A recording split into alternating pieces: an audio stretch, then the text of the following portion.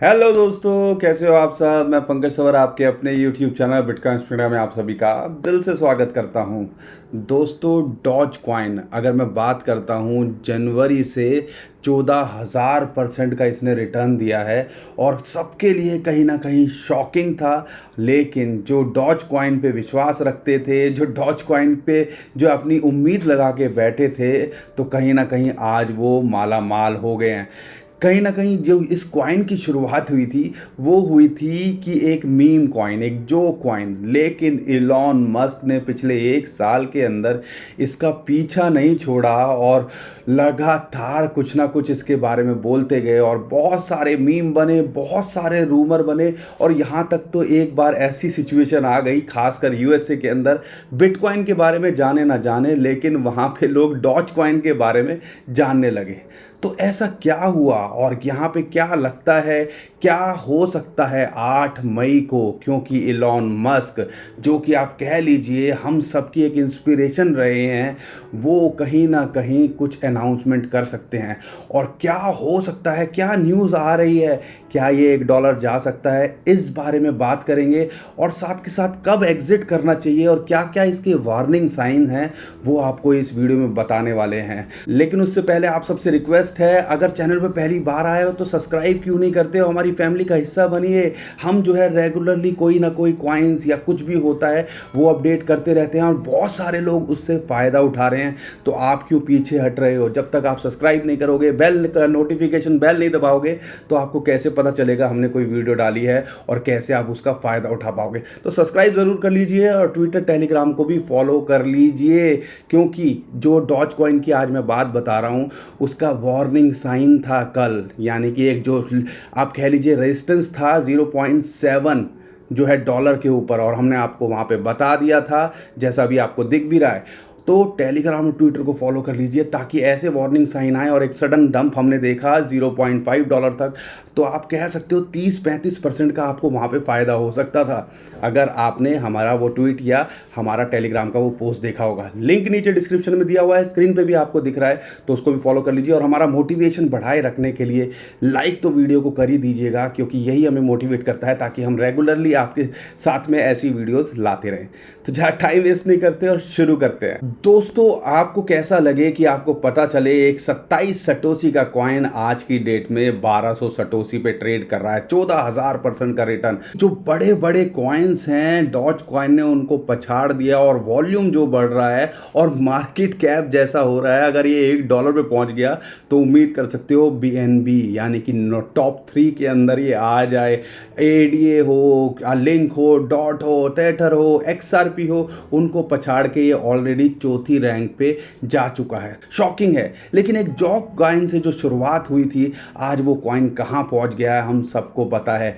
लेकिन यहाँ पे हमें ध्यान रखना पड़ेगा कि एक्चुअल में पीछे का बैकग्राउंड क्या है। इलॉन मस्क रेगुलरली इसके ऊपर ट्वीट कर रहे थे और उनका एक जो ट्वीट था 8 मई डॉज फादर, तो हो सकता है उनके जो सैटरडे नाइट लाइव जो है उसके अंदर वो कोई अनाउंसमेंट कर दें, जैसे उन्होंने बिटकॉइन के लिए की थी कि टेस्ला से जो है आप बिटकॉइन से खरीद सकते हो। और प्रोबेबिलिटी बोली जा रही है कि हो सकता है ऐसी कोई अनाउंसमेंट कर दे कि आप डॉज कॉइन से भी टेस्ला को बाय कर सकते हो। ये तो थी पहली न्यूज़, हो सकता है। दूसरी न्यूज़ ये निकल के आ रही है कि कॉइन बेस जैसा एक्सचेंज हो सकता है उसको लिस्ट कर दे, क्योंकि अगर वॉल्यूम की बात करें तो ओवरऑल वॉल्यूम बहुत बढ़ रहा है इसका। अगर पूरी मार्केट में देखें, खासकर यूएसए के अंदर इसका वॉल्यूम बहुत बढ़ रहा है और यूएसए के एक्सचेंजेस पे ज़्यादातर पे ये लिस्ट नहीं है। लेकिन अपॉर्चुनिटी को देखते हुए जो बड़े बड़े एक्सचेंजेस थे, जैसा अभी आपको लिस्ट दिख रही है, जेमिनाई हो गया या आपका बाइनेंस यूएस हो गया, उन्होंने इसको लिस्ट कर दिया। और उम्मीद की जा रही है कि आने वाले दिनों में हो सकता है कॉइन बेस भी जो है इसको लिस्ट कर दे या क्रैकन इसको लिस्ट कर दे। अगर ऐसा हुआ तो एक स्पाइक और देखने को मिल सकता है, और अगर अनाउंसमेंट टेस्ला वाली हुई तो एक स्पाइक देखने को मिल सकता है जो ले जा सकता है इसको $1 तक। वार्निंग साइन क्या है, कहाँ इसको जो है आपको एग्जिट करना चाहिए, वो भी हम आपको बताने की कोशिश करेंगे लास्ट में। लेकिन पहले क्या हो रहा है डेवलपमेंट वो आपको पता होनी चाहिए।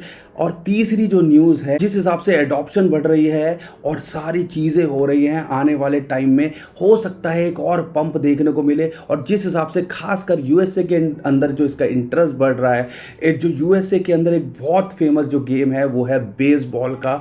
और अगर बेसबॉल की बात करें तो रिसेंटली एक हाइप क्रिएट हुई जब उस बेसबॉल के इवेंट के अंदर टिकट बेची गई, कुछ टिकट्स जो थी वो डॉज कॉइन के अंदर बेची गई। तो कहीं ना कहीं ऐसे हाइप क्रिएट हो रही है और इसकी वजह से लगातार हम जो है इसके अंदर स्पाइक देख रहे हैं। लेकिन यहाँ पे कुछ वार्निंग साइंस भी हैं जिसको हम नज़रअंदाज नहीं कर सकते। पहली बात, जो डाटा निकल के आया है वो कहीं ना कहीं ये बताता है कि कहीं ना कहीं ये वेल्स की मूवमेंट हो सकती है, क्योंकि जिस हिसाब से इथीरियम और बिटकॉइन को कंपेयर करते हैं तो जो वॉल्यूम हो रहा है इसका वो कहीं ना कहीं वेल्स की मैनिपुलेशन हो सकती है। ये है पहला वार्निंग साइन। दूसरा जो इसके अंदर वार्निंग साइन निकल के आ रहा है वो ये निकल के आ रहा है कि जो रेडिट पे XRP जैसा हाल ना हो, जब लास्ट टाइम XRP को जो है $0.2 से $0.7 तक वो ले गए थे, फिर एकदम से हमने इवेंट जब कुछ होने वाला था उससे पहले हमने डंप देखा। तो इसके अंदर भी ऐसा कुछ हो सकता है। और इसके पीछे का बैकग्राउंड है, रेडिट के जो ट्रेडर्स हैं उन्होंने टारगेट रखा हुआ था कि इमीडिएट टारगेट जो हो सकता है $0.7 का। और आपने देखा होगा जैसे ही $0.7 पे आया तो वहाँ कहीं ना कहीं हमने एक सेलिंग देखी। अब उनका टारगेट है $1 का, लेकिन जो $0.7 का जो टारगेट था $0.7 का वो उन्होंने 20 अप्रैल का रखा था। लेकिन जो हाइप क्रिएट हुई 2-2.5 हफ्ते उसके बाद के जो है लग गए।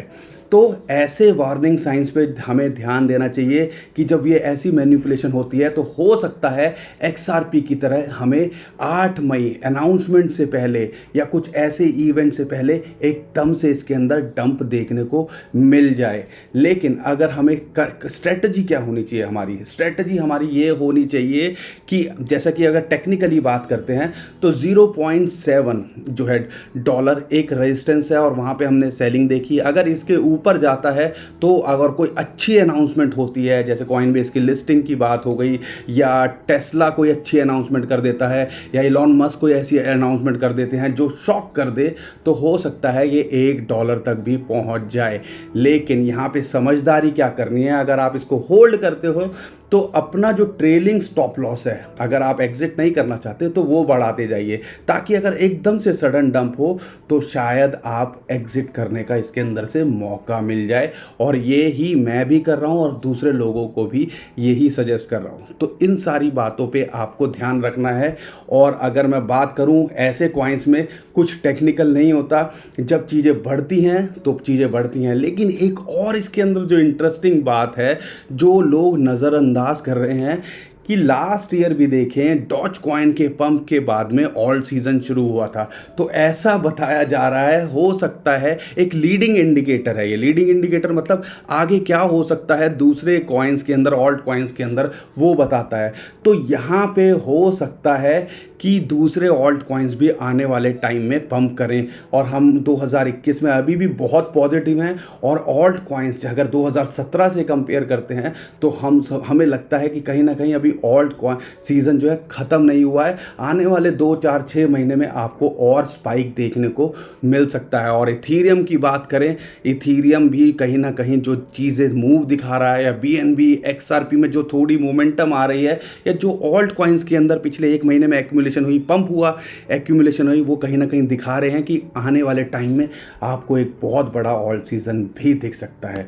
लेकिन ये जो वीडियो थी डॉज कॉइन के लिए थी, हमें आपको बताना था कि कहाँ क्या न्यूज़ है और क्या हो सकता है, और साथ के साथ में कहाँ आपको एग्जिट करना चाहिए और क्या आपको स्ट्रेटजी अपनानी चाहिए, जो मैं फॉलो कर रहा हूँ।